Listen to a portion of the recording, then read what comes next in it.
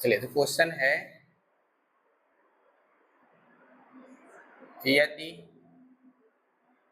mod of vector a plus b is equal to mod of vector a, तो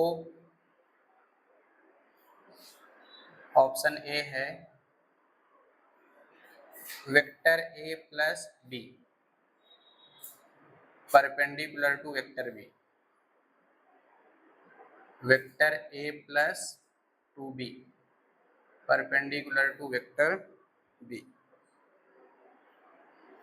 vector 2a plus b perpendicular to vector b, d है parallel vector ना। ऐसे question most important होते हैं।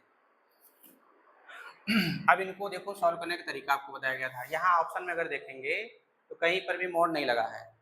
लगा है क्या? नहीं लगा है ना। और यहाँ देखिए मोड लगा है। मोड हटाने का तरीका क्या है? हाँ, मोड का मतलब परिमाण है, तो हम लोग परिमाण का स्क्वायर कर सकते हैं ना। तो जिसमें हम लोगों ने पढ़ रखा था कि अगर मॉड ऑफ ए स्क्वायर है तो हम लोग इसको ऐसे वेक्टर का स्क्वायर या फिर ए स्क्वायर या तो फिर ऐसे लिख सकते हैं। सही बात है ना।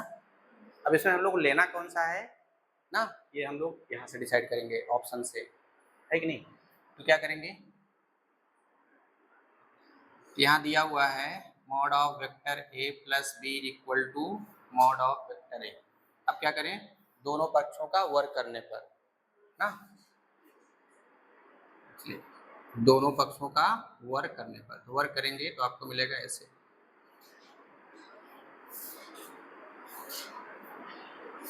अब इसे हम लोग क्या ले सकते हैं, मॉड हटाना है, अब ऐसे ले सकते हैं ना। यानी ये सेल्फ स्केलर प्रोडक्ट है ना, स्वतः अदिश गुणन। ठीक है, इसे क्या लिखेंगे, वेक्टर a डॉट a। हमेशा अपना मेन पॉइंट ध्यान रखिएगा, नहीं फिर ऐसे क्वेश्चन कैसे स्टार्ट करेंगे यही नहीं पता चलेगा, है कि नहीं। बताओ, ऐसे एक बार देख करके कैसे करेंगे। इसलिए आपको शुरू में बताया गया था कि अगर मॉड आएंगे तो हम स्टार्टिंग उसको कैसे करना है ना। अगर स्क्वायर नहीं लगाया है हम लोग उसको स्क्वायर बना लेंगे ना यहाँ से। तो अब क्या करना है, गुणा करिए। ये बताओ, ये a प्लस बी का होल स्क्वायर टाइप का है ना। तो क्या लिखेंगे, mod of A square plus 2 vector a dot b plus mod of b square. यहाँ क्या हो जाएगा,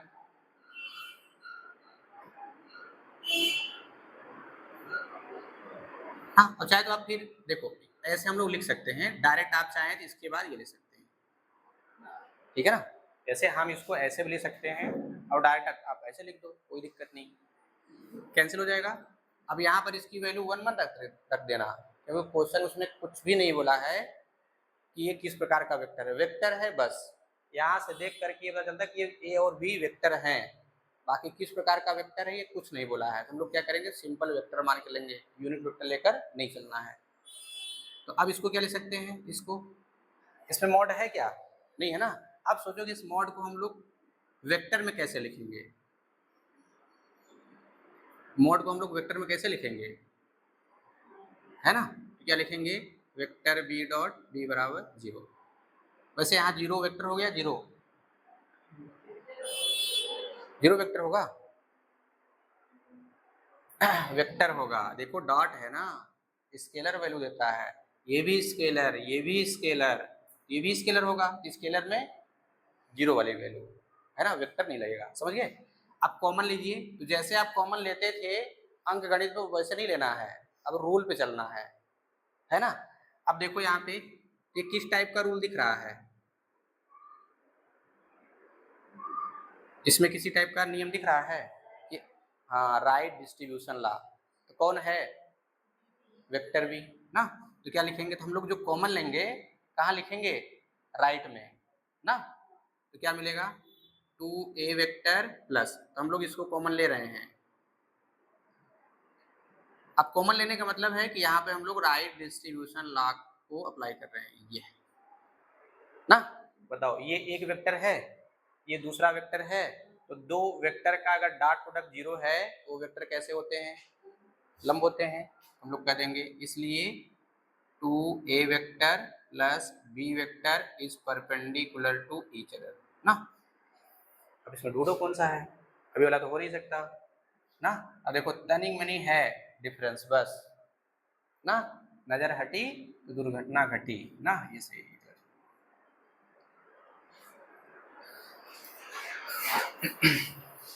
कोई दिक्कत नहीं ना।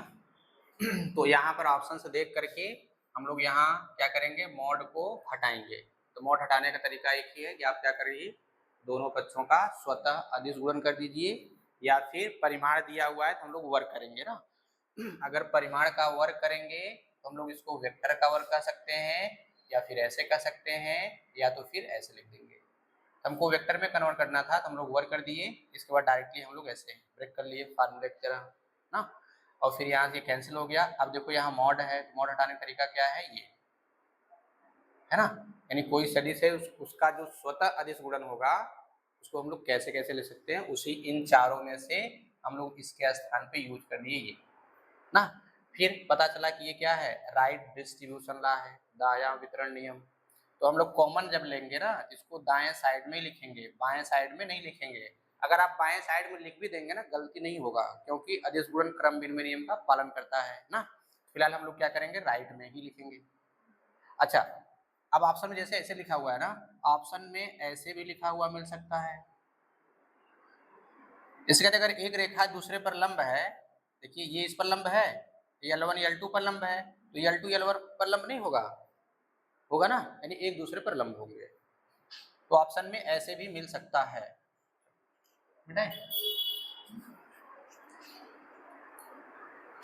इसीलिए आपको दो दो तीन तीन चार चार टाइप से किसी क्या ले सकते हैं बता देते हैं, और फिर उसमें एक आ जाता है कि इसमें से लेना कौन है, ये आपको ढूंढना है कि हम उसमें से लेंगे कौन सा, है कि नहीं। जैसे बहुत सारे ऑप्शन है तो फिर वहां पर चुनना थोड़ा मुश्किल है, कौन सा ऑप्शन लूँ, ये वाला लूँ अच्छा है कि वो वाला अच्छा है। तो ऐसे इसमें भी आपको देखना है। क्वेश्चन है, एक सदिश आर वेक्टर का सदिशों सदिशों 3i cap minus 5k cap 2i cap 7j cap i cap plus j cap plus k cap से अदिश गुणन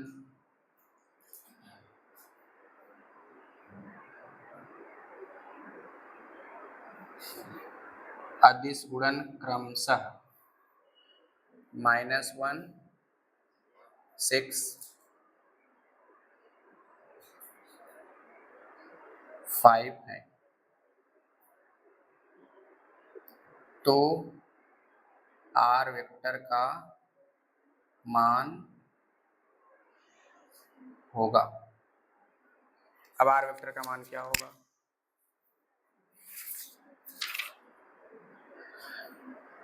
तो ऑप्शन ए है 3i plus 2k cap 3i minus 2k cap 2i plus 3k cap, और D है 2i minus ना। अब इस क्वेश्चन में कहा क्या रहा है, यदि एक सदिश जो दिया हुआ है आर वेक्टर, ये आर वेक्टर, इस वेक्टर का सदिशों इससे इससे और इससे कैसा गुणन, अदिश गुणन ना, यानी इसका इससे अदिश गुणन, फिर इसका इससे अदिश गुणन, फिर इसका इससे अदिश गुणन, क्या है -1 6 और 5, यानी इसका इससे अदिश गुणन करेंगे तो -1 आएगा, इसका इससे करेंगे तो 6 आएगा, इसका इससे करेंगे तो 5 आएगा ना। अच्छा, जब हम लोग अदिश गुणन निकालते हैं तो वो वेक्टर पता होना चाहिए, है कि नहीं, लेकिन ये पता है क्या क्या है, वही आपसे पूछ रहा है कौन सा है ना। अगर लगे टाइम ज़्यादा लग रहा है क्या करो, सीधा ऑप्शन चेक करिए, अब इसमें कौन सा आप प्रोडक्ट कर दीजिए सबसे, जिनसे ये सब आएगा वही आंसर हो जाएगा ना। अगर मान लो बाय द वे ऑप्शन ये हो गया तब तो 4 गुना टाइम लगेगा ना, और उससे कम टाइम में सॉल्व कर लेंगे। अगर मान लो पहला ऑप्शन है तब तो बढ़िया है, निकल गए ना। अगर लास्ट मिल गया, आप इसको हल करें, फिर इसको हल करें, फिर इसको हल करें, या फिर मान लो यहाँ वाला भी नहीं आया, फिर आप छोड़ दिए, अब क्या करेंगे, अब यही सब हल करना चालू करेंगे, तो टाइम जाएगा ना। अगर पहला ऑप्शन ना मिले दूसरा, तो फिर क्या करो, सीधा आप हल करिए। तो अब क्या करेंगे, ये आर वेक्टर पता है, ये आर वेक्टर क्या है पता है नहीं ना। तो मान लो कि माना आर वेक्टर बराबर एक्स आई वाई जे जेड के कैप ना। अब इसका इससे क्या निकालना है, अदिश गुणन। तो are vector dot 3i minus 5 के कैप बराबर, क्वेश्चन दिया -1, तो हम लोग ऐसे लिखे, लेकिन क्वेश्चन दिया है क्या कि -1 होगा, है ना। चलो, तो अब आर वेक्टर क्या है, ये है, तो एक्स आई प्लस वाई जे जेड के कैप डॉट 3i। अब देखो इसमें जे नहीं है, हमने बना लिया। इन सब में यही थोड़ा ध्यान रखना है। अब लगे गुणा करने ना, अब अगर के का गुणा केवल करना था, जे वाले करके निपटा दिए, हो गया खत्म। अब इसका गुणा इसमें करिए तो क्या आएगा, 3x, वाई का इसमें करेंगे 0 हो जाएगा, जेड का इसमें करेंगे तो -5 के -1, ठीक, हाँ आ गया ना, जेड होगा, हो गया 3x minus 5z -1, equation first. अच्छा, इसमें कितनी अज्ञात राशियां हैं, 1 2 3, यानी 3 अदिश हैं, तो कम से कम 3 समीकरण बनने चाहिए। एक बन गया। चलिए, अब फिर क्या करना है, अब इसका इससे अदिश गुणन, are vector dot 2i plus 7, ये हम लोग ऐसे लिखे, क्वेश्चन ने कहा कि ये 6 के बराबर है ना। अब क्या करें, राइट लिख दें, तो i और j है ना, k नहीं है, तो क्या लिखें, 2x और फिर 7y बराबर 6, ठीक है। आप यहाँ रख लेना अगर दिक्कत होगा तो ना। फिर एंड आर वेक्टर डॉट, अब इसका इससे अदिश गुणन, आई प्लस जे प्लस के, ये हम लोग लिखें, क्वेश्चन ने कहा कि आपने लिखा, लेकिन बराबर किसके है, 5 के, है ना। अब क्या करना है, अब वो ये पूरा करिए, तो क्या आएगा, x plus Y plus Z बराबर 5, इक्वेशन थर्ड। अब इनको आप विलोपन विधि से सॉल्व कर लीजिए ना। अब सॉल्व करने के बाद आप वैल्यू निकाल लीजिए, यहाँ से देख लो कैसे हल करना है। समीकरण 1 2 हल करेंगे, कुछ कर सकता है क्या,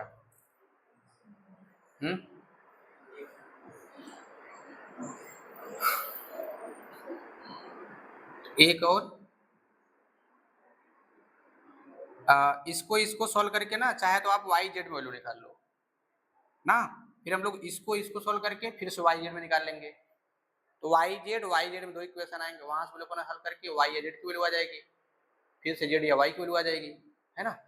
तो समीकरण 1 2 से कर देते हैं। तो हम लोग यक्स का विलोपन कर रहे हैं, यक्स का, तो समीकरण 1 में 2 का गुणा करिए माइनस, समीकरण 2 में 3 का, और घटा देना है, हो जाएगा 6x माइनस 10z, ये हो गया -2, ये हो जाएगा 6x प्लस 21y, ये हो गया 18, घटाना है, माइनस माइनस माइनस कैंसिल, ये हो गया कितना, -21y माइनस 10z माइनस का 20, तो आप क्या करिए ना, प्लस का गुणा कर दो, इसको बनाइए इक्वेशन 4। अब क्या करना है, इसमें y और z लाए हैं ना, तो अब इसको और इसको सॉल्व करिए, फिर से y z लाइए ना, तो इसको आप ऐसे लिखिए, समीकरण 2 माइनस, गुणा नहीं करना, 2 है ना, यहाँ क्या करें, 2 से गुणा कर दें, समीकरण 3 गुणे 2 से लिखिए इसको, 2x प्लस 7y 6, यहाँ गुणा करेंगे 2x 2y 2z 10, अब इसको सब्ट्रैक्ट कर दीजिए कैंसिल, ये हो गया 5y माइनस 2z माइनस का 4, क्या 4 बनाना, इसको चलो इक्वेशन 5 बना लीजिए ना। आप क्या करिए, 4 और 5 को सॉल्व करिए। तो कैसे करेंगे, इसमें 5 का गुणा कर दें और जोड़ दीजिए, है ना। अगर 5 का गुणा करके हम लोग जोड़ देंगे तो y की वैल्यू आएगी, फिर रख देंगे z की वैल्यू आएगी, z की वैल्यू यहाँ रख देंगे, x की वैल्यू आएगी। अभी x y z उठा के यहाँ रख दीजिए, वेक्टर मिल जाएगा, है ना।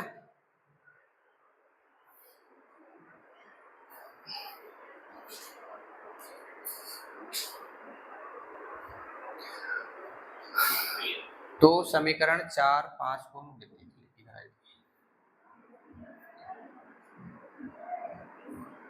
समीकरण 4 प्लस समीकरण 5 गुना 2 से ये हो गया 21y प्लस 10z बराबर 20। अब उसमें हम लोग, लेकिन 2 का नहीं करना है ना, 5 का करना है, तभी 10 होगा। ये हो जाएगा 25y माइनस 10z, 5 से होगा 20 हो गया। अभी क्या होगा, कैंसिल, ये हो गया कितना 46y, 46y, 46y, अभी कितना हो जाएगा 0, तो y का मान क्या आ गया 0 ना। जब y का मान 0 आ गया तो फिर तो y का मान हम लोग 0 रखेंगे, चाहे जिसमें रख दो, इसी में रखते हैं। तो y का मान 0 रखेंगे तो जाएगा 0 माइनस 2z बराबर -4, तो -2z बराबर -4, तो z बराबर क्या आ गया 2 ना। तो इसलिए तो y का मान, और ये सिंपल वाला यही है ना, यहाँ उठा कर रखिए, तो जाएगा x प्लस 0 प्लस 2 बराबर 5, तो x बराबर कितना आ गया 3 ना।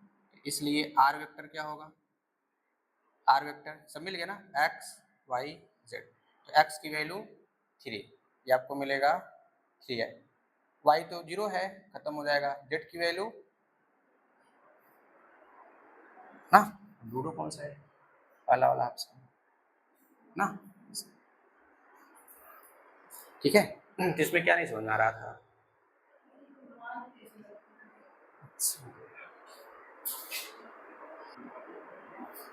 चलिए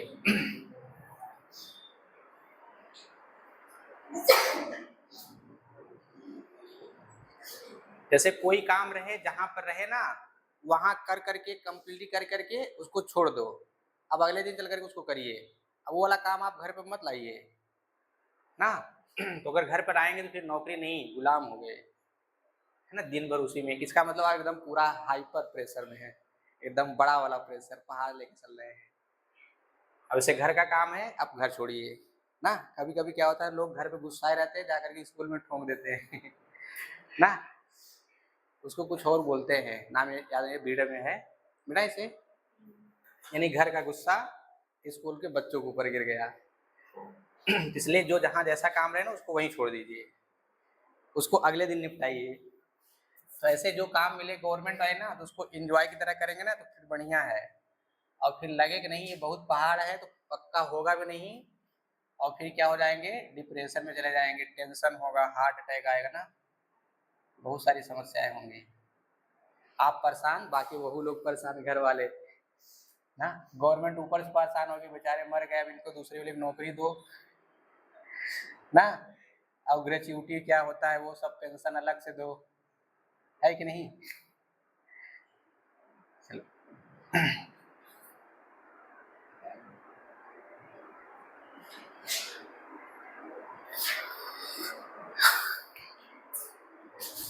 है ना।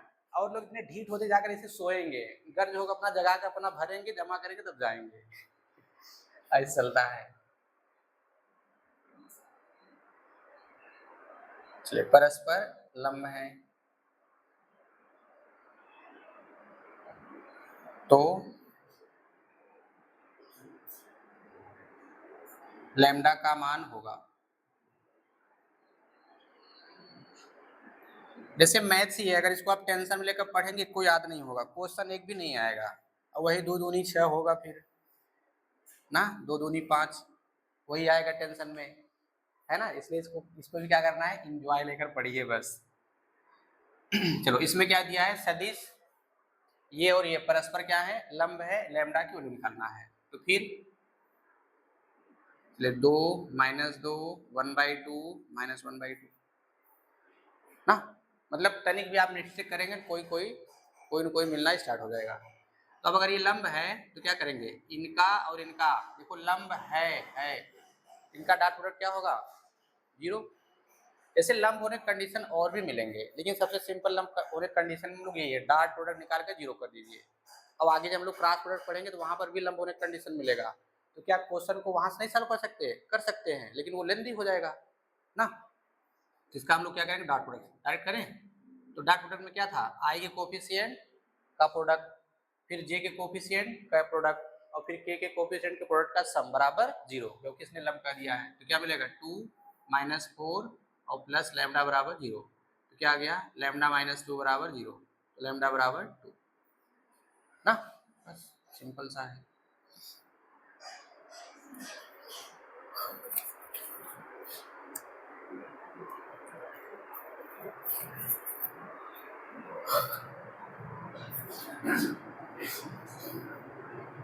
चलो एक हम लोग रिजल्ट के रूप में देखते हैं, क्वेश्चन में भी मिलेगा लेकिन रिजल्ट के रूप में ले लेते हैं। यदि वेक्टर ए डॉट बी बराबर वेक्टर ए डॉट सी ना, ऐसा क्वेश्चन आपका LTGIC 2008 यही नहीं पूछा था, इसी जैसा था 2018 में पूछा हुआ था, लगभग इसी टाइप का था ना। अब इसमें देखिए, यदि इतना हो तो अब आपको बताना है कि जो वेक्टर दिए हुए हैं उन सब में क्या रिलेशन है ना, या क्या क्या निष्कर्ष आप निकाल सकते हैं, बताओ कैसा दिख रहा है। इसको ट्रांसफर कर सकते हैं कि नहीं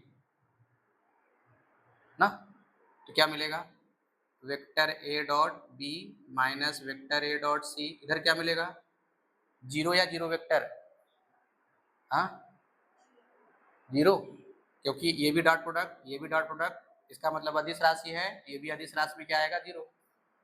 अच्छा अब क्या दिख रहा है ये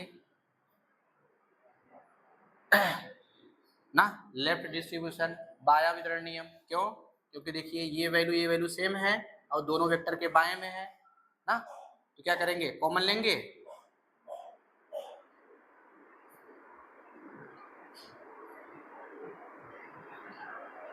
है कि नहीं।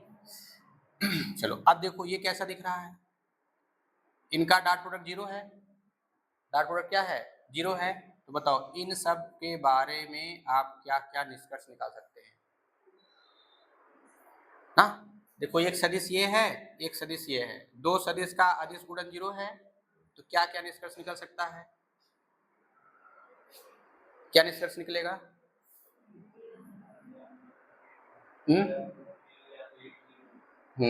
या तो ये 0 या तो ये 0, अगर ये 0 होगा तो क्या आएगा, ये 0 होगा तो क्या आएगा, एक ये चीज हो गया, और क्या सोच सकते हैं, हाँ परपेंडिकुलर हो सकता है, यानी ए इस पर परपेंडिकुलर हो जाएगा ना। चलिए यहाँ से क्या हो सकता है, वेक्टर ए बराबर 0 ना। अच्छा बताओ ये क्या होगा तब, वेक्टर ए बराबर 0 होगा, लेकिन कौन सा 0 होगा, वेक्टर वाला कि 0 वाला होगा, हाँ क्योंकि ये वेक्टर है ना, ये देखो ना, या देखो या तो ये 0 या तो ये 0, अगर ये 0 हो गया इसमें गुणा करेंगे तब भी 0 आएगा ना, अगर ये 0 हो जाए इसमें गुणा करेंगे तब भी 0 आएगा ना, या करके वेक्टर बी माइनस सी बराबर, अब क्या करेंगे, कौन सा 0 लिखेंगे, 0 वेक्टर ना, क्योंकि ये भी वेक्टर यानी दो सदिशों का अंतर एक सदिश राशि होती है, इसलिए हम लोग क्या लगाएंगे, 0 वेक्टर, ट्रांसफर कर सकते हैं कि नहीं, तो वेक्टर बी बराबर वेक्टर सी, इसको हम लोग यहाँ से ले लेते हैं, समझ गए ना। यानी इन दोनों में से अगर कोई एक 0 हो जाए तो अदिश गुणन 0 हो जाएगा, एक हम लोग ऐसे सोच सकते हैं ना। दूसरा क्या सोच सकते हैं, दूसरा क्या सोच सकते हैं, या इन दोनों का आदेश गुणन 0 है, अर्थात दोनों कैसे होंगे, परपेंडिकुलर, या कह सकते हैं कि vector A perpendicular vector B minus C ना। तो क्वेश्चन कैसे बनाएगा, कह देगा यदि इतना बराबर इतना हो तो, अब ऑप्शन में दे देगा ना, या कह देगा निम्नलिखित में से कौन सा कथन सत्य है, फिर आपको देखना है ये ऐसा है कि नहीं है ऐसा। अगर यहाँ ऐसे लिख दे कि वेक्टर ए बराबर 0 वेक्टर तथा vector B minus C vector बराबर 0, या फिर ऐसे कर दे वेक्टर ए बराबर 0 वेक्टर तथा वेक्टर बी बराबर सी वेक्टर, तथा लिख दे। तथा का मतलब क्या है, कंफर्म है कि दोनों ही 0 होंगे, है कि नहीं। लेकिन ऐसा है क्या, अगर कोई एक 0 हो जाए तब भी 0 आएगा, दोनों 0 हो जाए तब भी 0 आएंगे, ऐसे भी कर सकते हैं। या फिर कर दीजिए कि एक दूसरे पर परपेंडिकुलर है ना। अगर कहीं लिख दे तथा तो समझ जाना कि वो हमेशा के लिए सत्य नहीं है ना, कोई एक 0 होगा तब भी मिल जाएगा।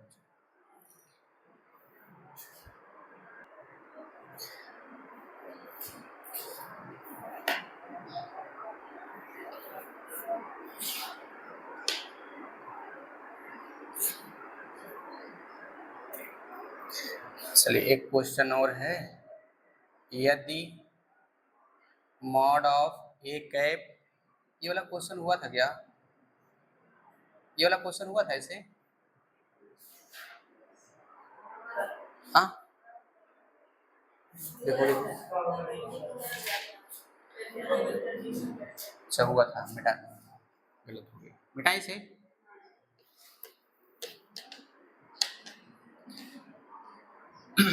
अवार्डी शर्मा वाली किताब आप लोग जरूर खरीद लीजिएगा, IIT वाली ना, वो भी पुरानी, नई वाली नहीं लेना है। और जो लोग नहीं लिए भी होंगे ना, कोई दिक्कत है नहीं, लेकिन कोशिश करिए जो लोग नहीं लिए हैं वो पुरानी वाली किताब खोज लें।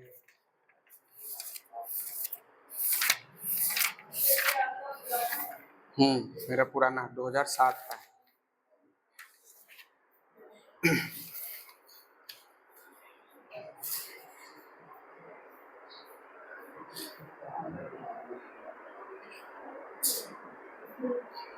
If A vector and B vector are unit vector, ऐसा क्वेश्चन हुआ था क्या?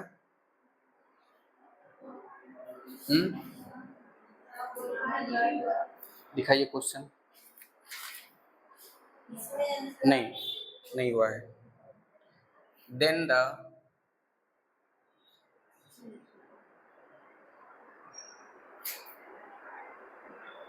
greatest value of mod of vector a plus b plus mod of vector a minus b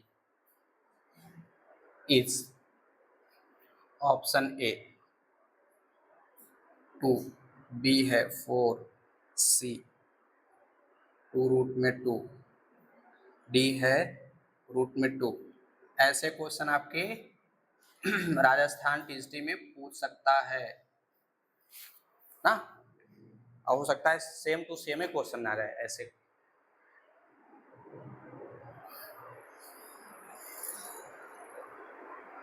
चलिए इसको लिख करके ट्राई करिए। बी बराबर तो आपने निकाला था कितना, इसकी वैल्यू आपने निकाला था ना पीछे, सब कुछ वही तो था। देखो ये ऐसे ऐसे था कि नहीं, और उसमें पूछा था इसकी वैल्यू इक्वल होगी, याद आया, जिसमें आपने क्या प्रूफ किया था, लाया था 2 cos θ/2।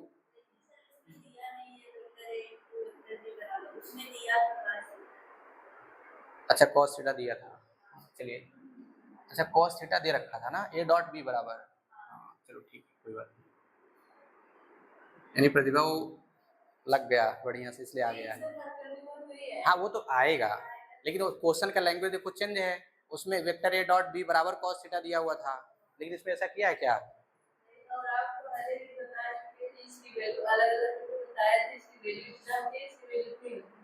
अच्छा कब बताए थे? बहुत पहले। चलो यहाँ दिया क्या है, ए वेक्टर और बी वेक्टर दोनों कैसे हैं, यूनिट वेक्टर हैं, इनकी वैल्यू कितनी हो गई, 1 हो गई। ध्यान रहे ऐसे, बाकी अब याद भी कर लीजिएगा तो अच्छा भी है ना। हम लोग क्या करेंगे, इसकी वैल्यू निकालेंगे पहले, तो इसलिए mod of vector A plus B का स्क्वायर डायरेक्ट लिखें ऐसे, A square two A vector dot B plus B square, इसकी वैल्यू कितनी 1, इसकी वैल्यू कितनी 1, क्या जाएगा 1 प्लस 2। इसको भी ऐसे लिख सकते हैं क्या, A B cos theta plus 1, चलेगा। देखो पहले स्क्वायर कर लो, फिर ये आएगा ए डॉट बी जब कभी मिले, यही थोड़ा सावधानी रखना है, ए डॉट बी जब मिले तुरंत हम लोग ए डॉट बी का परिभाषा लगा देंगे ना, ए बी कोस थीटा। इसका परिमाण कितना 1, तो 1 का स्क्वायर करेंगे, इसका ये आप मॉड ए स्क्वायर लिख लीजिएगा, कितना हो गया ये 2 प्लस 2, अच्छा अच्छा अच्छा, ये हो जाएगा 1 इंटू 1 कॉस थीटा, 2 कॉमन ले लीजिए तो क्या मिलेगा 1 प्लस कॉस थीटा ना। अब कटाइए, कितना आ गया 4, तो हो गया कॉस स्क्वायर थीटा बाई 2। इसका मतलब यहाँ आपने जो निकाला है वो इसकी वैल्यू है, तो mod of vector A plus B चाहिए, तो क्या लिखेंगे 2 cos थीटा बाई 2, हम लोग प्लस लेंगे माइनस छोड़ देंगे, क्योंकि मॉडुलस हमेशा क्या करता है पॉजिटिव रियल नंबर देता है ना। ये तो प्लस वाला आ गया, तो हम लोग थोड़ा ऐसे करें, प्लस है तो कॉस है ना, तो माइनस है तो साइन आएगा, है ना, इसी प्रकार कर दें, या तो फिर आप निकाल लीजिएगा। चलो अच्छा निकाल लेते हैं, तो क्या मिलेगा A square minus 2 vector dot B plus B square, ये हो जाएगा 1 minus 2 A B cos theta plus 1। देखो वेक्टर वही है, ए और बी वेक्टर वही है, एंगल क्या होगा चेंज हो जाएगा। अब यहाँ से ये कितना मिलेगा 2, ये कितना होगा 2 इंटू 1 इंटू 1 कॉस थीटा, फिर से 2 कॉमन 1 माइनस कॉस थीटा, अब कटाइए यहाँ से 1 minus 2 sine square theta by 2 रखेंगे, कोष्टक ओपन करेंगे प्लस हो जाएगा, 1 से 1 कैंसिल, ये हो गया 4 2 साइन स्क्वायर थीटा बाई 2, तो mod of vector A minus B बराबर क्या आएगा 2 साइन थीटा बाई 2 ना। तो हम लोगों से इसकी वैल्यू तो पूछ नहीं रहा है, पूछ तो इसकी वैल्यू रहा है, तो क्या करेंगे अब इनको जोड़ दें, इसलिए mod of vector A plus B plus mod of vector A minus B बराबर, तो 2 cos theta by 2 2 sine theta by 2, तो 2 कॉमन ले लीजिए ना। अब ये त्रिकोणमिति आ गया, बताओ इसकी मैक्सिमम वैल्यू कब होगी, इसकी अधिकतम वैल्यू कब होगी,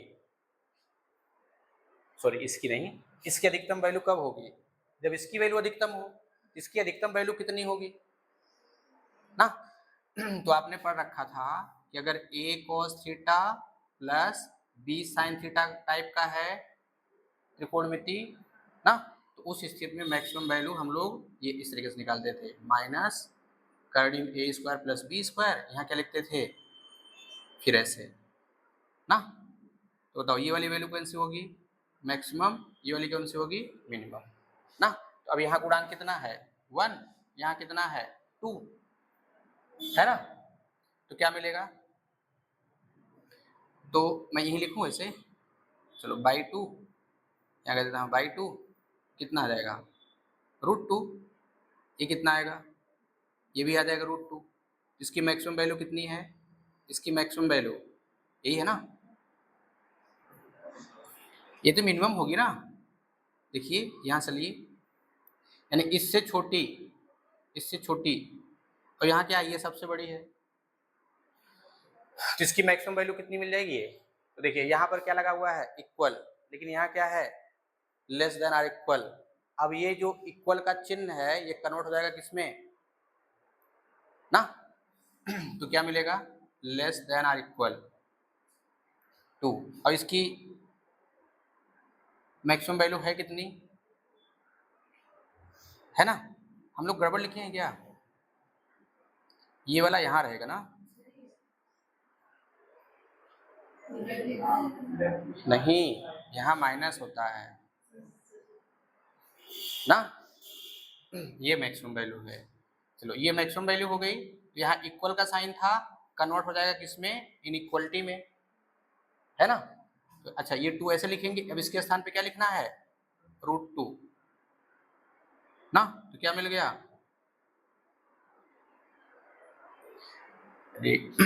हम लोग ऐसे नहीं पढ़े थे, जैसे मान लो एफ है, ऐसे अगर लिख दूं तब इसका मतलब क्या है कि x की वैल्यू a पर फंक्शन की वैल्यू k या k से छोटी, अगर मैं इसको 5 ही ले लेता हूँ, चलो 5 लूँ, 4 3 2 1, बताओ ये सबसे बड़ी वैल्यू है कि नहीं है ना? अगर मैं ऐसे कर दूं तब इसका मतलब क्या है, 5 6 7 8 ऐसे, बताओ ये सबसे छोटी वैल्यू है कि नहीं है? इसका मतलब अगर ऐसे होगा ये ग्रेटेस्ट बताएगा, ऐसे होगा ये फिर एट लीस्ट बताएगा। हम लोगों से पूछ क्या रहा है, ग्रेटेस्ट वैल्यू। इसकी ग्रेटेस्ट वैल्यू क्या आएगी, √2 आएगी ना, ठीक है। तो अब यहाँ जो इक्वल का साइन है ये यहाँ जैसा रहेगा वैसा यहाँ पर कन्वर्ट हो जाएगा। अगर स्ट्रिक्टली लेस देन होता तो हम लोग इक्वल का स्थान पे स्ट्रिक्टली लेस देन लगाते हैं, ठीक है। इसकी जो वैल्यू है वो क्या है, लेस देन इक्वल टू √2, तो हम लोग यहाँ रखेंगे, गुणा करेंगे, आपको मिल जाएगा 2√2 ना। फिर ऑप्शन में क्या होगा ना,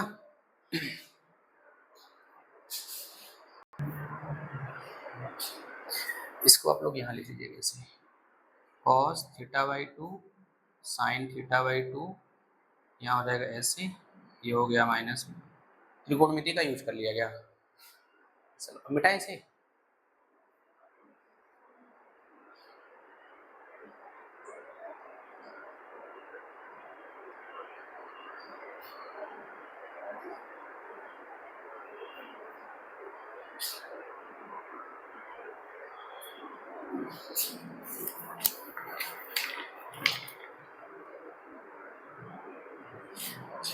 तो नेक्स्ट क्वेश्चन है, if the unit vectors A vector and B vector are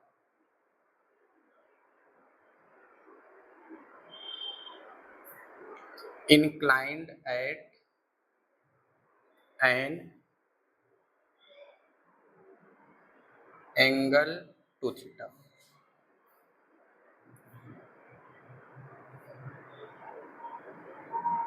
such that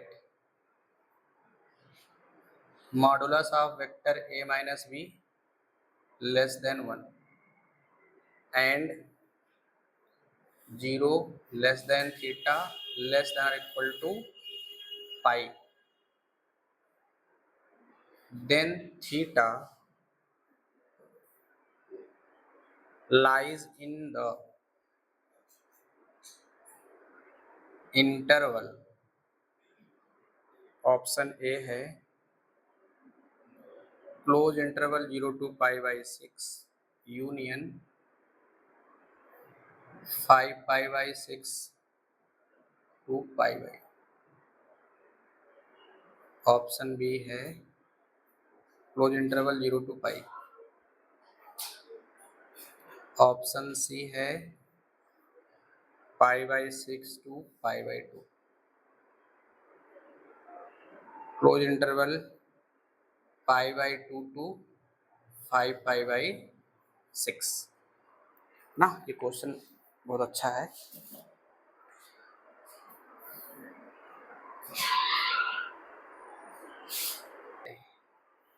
सही है, वहां तक सही है, यहाँ तक आपका सही है। अब आपको शुरू में ही बताया गया था अगर इनइक्वलिटी वाला कभी आया करे, अगर हल करना हो उसको इनइक्वलिटी की नज़र से मत देखो ना। अगर आप उसको इनइक्वलिटी की नज़र से देखेंगे तो पक्का होगा कि हल हो भी नहीं करेगा, है ना। जैसे अगर आपने लाया इतना लेस देन 1/2, अब इसको सोचो कि ये इनइक्वलिटी नहीं है, ये क्या है, इक्वल है, इक्वल है, समझ में। अब बताओ ये थीटा की वैल्यू क्या हो जाए, 1/2 आ जाए, थीटा की वैल्यू क्या क्या होती है, इससे 1/2 आता है ना। और दूसरी चीज आपको क्वेश्चन में ये देखना है ना कि किस कंडीशन के लिए आपसे थीटा का इंटरवल पूछा है, यानी कब हो जाए तब आप थीटा को इंटरवल बताइए ना। इसमें क्या दिया है, if the unit vectors are inclined at an angle to theta, if the unit vectors, ये और ये आर इंक्लाइंड, इंक्लाइंड मतलब झुका हुआ ना। अब झुका हुआ मतलब क्या, उनके बीच का एंगल कितना एंगल है, 2 थीटा ना। अभी हम लोग थीटा मान मान कर हल करते थे, अब क्वेश्चन क्या दे दिया, 2 थीटा। अगर डायग्राम बनाएंगे तो कुछ ऐसे होगा, ये हो गया वेक्टर ए, ये हो गया वेक्टर बी, इनके बीच का एंगल कितना है 2 थीटा। अच्छा ये यूनिट वेक्टर इसलिए इनकी लेंथ कितनी होगी, लेंथ मतलब परिमाण ना, मॉडुलस 1 हो जाएगा। अब करा है कि सच दैट यानी ए वेक्टर बी वेक्टर जो 2 थीटा एंगल पर झुके हुए हैं एक यूनिट वेक्टर हैं, इस प्रकार है कि इस वेक्टर ए और बी के डिफरेंस का मॉडुलस लेस देन 1 है, और जो थीटा है ना वो 0 से पाई तक है। यानी इस कंडीशन और इस कंडीशन के लिए आपको थीटा की वैल्यू बताना है कि किस इंटरवल में लाई करेगा ना। तो अगर आपने यहां तक हल करके लाया हुआ है तो अब इसको आप यहां से लेस देन ना समझ करके कुछ टाइम के लिए इक्वल समझ के हल करिए। अब अगर आप इक्वल समझ कर हल करेंगे तो फिर ये क्वेश्चन आसानी से हल हो जाएगा। तो अब ये पता करो कि इस कंडीशन में थीटा की वैल्यू क्या क्या है जिससे कि 1/2 मिलता हो ना, बताओ। तो इस इंटरवल में इसका मतलब क्या है, सेकंड चतुर्थांश में, सेकंड क्वाड्रेंट में है ना। तो थीटा की वैल्यू बताओ इसमें 30 आएगा कि नहीं आएगा, तो साइन 30 का मान 1/2 होता है, और किसकी वैल्यू 1/2 होती है 120 का, हाँ 150 ना, 180 माइनस 30 है ना, ये दो वैल्यूएं मिल गई, मिली ना। अब इसका अगर आप डायग्राम बना लो तो काम हो जाए, है ना। चलिए तो हम लोग इसको देख लिए, अब इसको स्टार्ट कैसे करते हैं ये। तो हम लोग पहले क्या करें, ये डिफरेंस निकालें ना, इसकी वैल्यू निकालिए। तो mod of vector A minus B का होल स्क्वायर बराबर ना, तो वैल्यू क्या आएगा A square minus 2 vector A dot B cos, क्या लिखेंगे, देखो दिमाग वही चलता है थीटा थीटा, लेकिन यहाँ क्या दिया है तो हम लोग यहाँ रखेंगे 2 थीटा प्लस बी स्क्वायर, ऐसे गड़बड़ कर दिए ना, सॉरी अभी मत रखिएगा। अब क्या होगा वैल्यू 1, अब यहाँ से लगाइएगा A B cos 2 theta plus 1, अब क्या हो जाएगा 1 1 2 कॉमन ले लीजिएगा, फिर यहाँ भी हम लोग लिखेंगे 1 into 1 लिखेंगे ना, क्योंकि यहाँ दे रखा है कि mod of vector A mod of vector B बराबर 1 है ना, इन सबका परिमाण 1 हो जाएगा क्योंकि इसने यूनिट वेक्टर बोल दिया है। अब हम लोग इसको यूज करेंगे यहाँ से, अब 2 कॉमन ले लीजिए, 1 माइनस कास के साथ 1 है तो कटाना है ना, तो 1 minus minus 1 plus 2 sine square theta, cos 2 theta का ऐसा फॉर्मूला जिससे 1 कैंसिल हो जाए ना, तो इससे कैंसिल कितना आ गया 4 साइन स्क्वायर थीटा, तो modulus of A minus B क्या होगा 2 साइन थीटा, है ना। अब इसकी वैल्यू क्या है, इसकी वैल्यू क्या है 1 से छोटी है कि नहीं, तो इसकी वैल्यू 1 से छोटी है, यहाँ देखो दिया हुआ है, अगर इसकी वैल्यू 1 से छोटी है अर्थात इसकी वैल्यू 1 से छोटी है कि नहीं। देखो इसकी वैल्यू हम लोग इस रूप में ला दिए, लाए ना, तो इसकी वैल्यू क्या है 1 से छोटी, तो आप कह दो इसकी वैल्यू 1 से छोटी है या आप कह दो इसकी वैल्यू 1 से छोटी है, बात एक ही हुई ना, ऐसे भी आप समझ लो। और फिर क्या करिए इसकी वैल्यू उठा करके यहाँ रख दो, अब सही है, लेकिन आप ऐसे भी थोड़ा समझते रहिएगा ना, बाकी सिंपल है, आप इसको इसके स्थान पे ये वैल्यू उठा कर यहाँ रख दो, लेस देन 1 मिल जाएगा।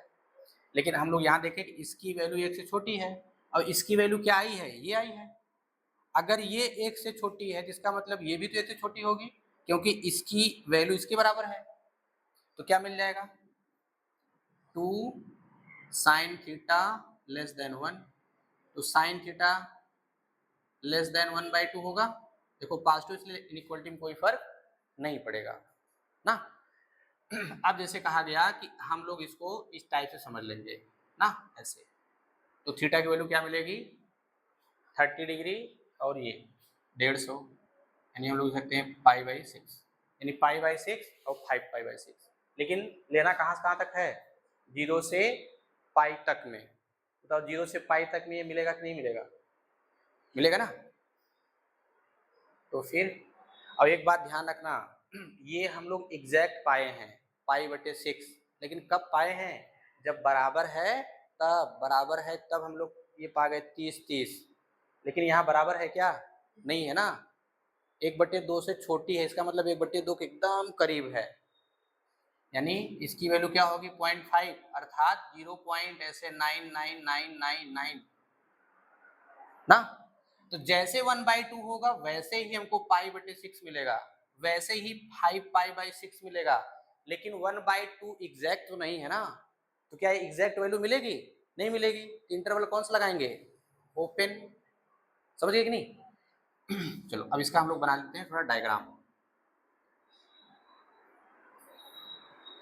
तो यहाँ क्या होता है? 0। अच्छा, ये वाली वैल्यू क्या होती है? 1। यहाँ वाली वैल्यू क्या होती है? -1। अब थोड़ा हम लोग फंक्शन लेके चलते हैं, इसको y मान लें, इसको y माने। अगर इसको y मानेंगे तो क्या बन जाएगा? y = sin theta. अच्छा, जब इसको y माने हैं ये भी हो जाएगा y 1/2। इसका ग्राफ बनाइए, ये बन गया। अब इसका ग्राफ बनाइए, क्या होगा? y = 1/2 का ग्राफ,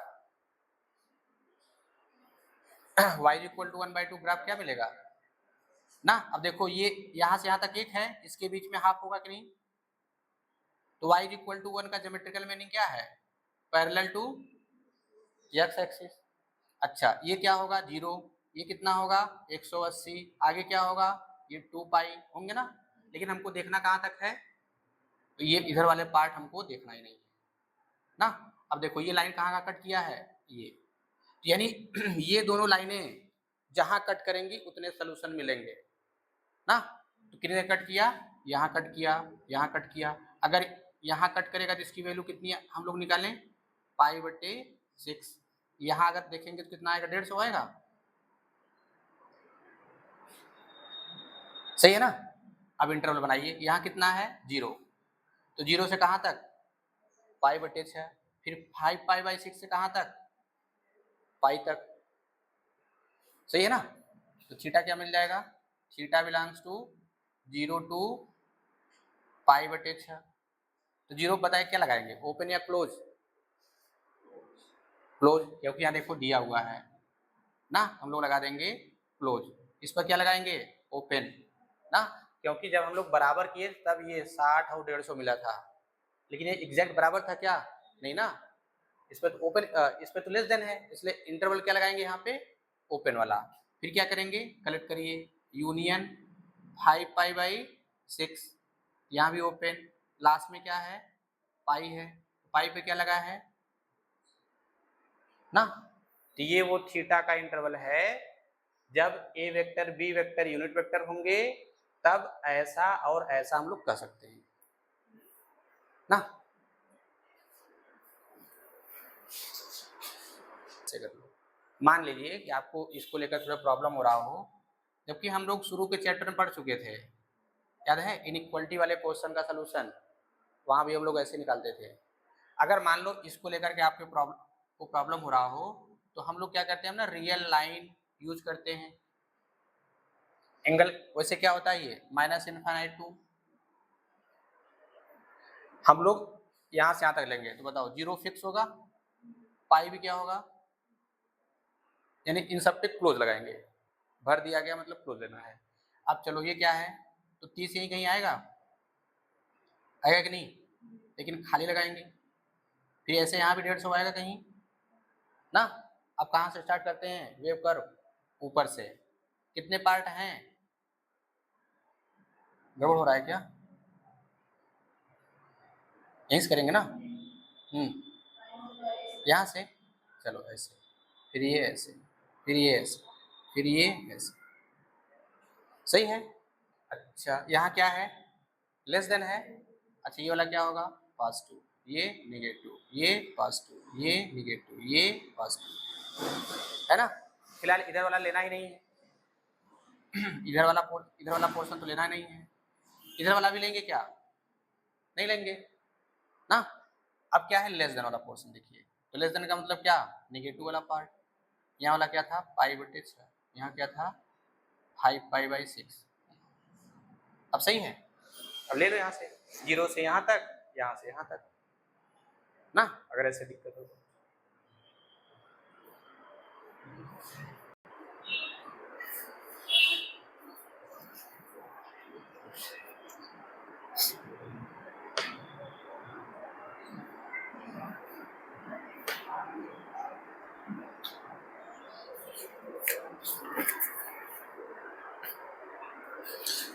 नेक्स्ट क्वेश्चन है, let A vector and B vector be two unit vectors and alpha be the angle between them.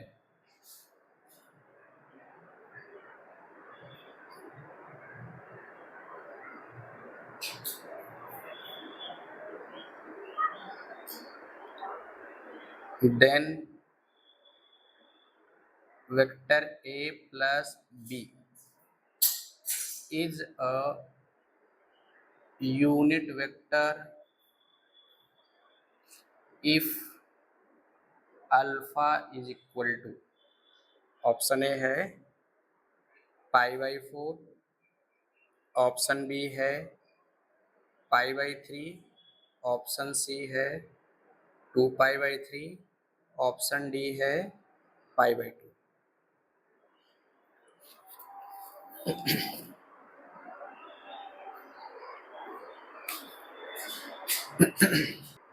शंका नहीं करना है ना। चलो मैं डालता हूँ।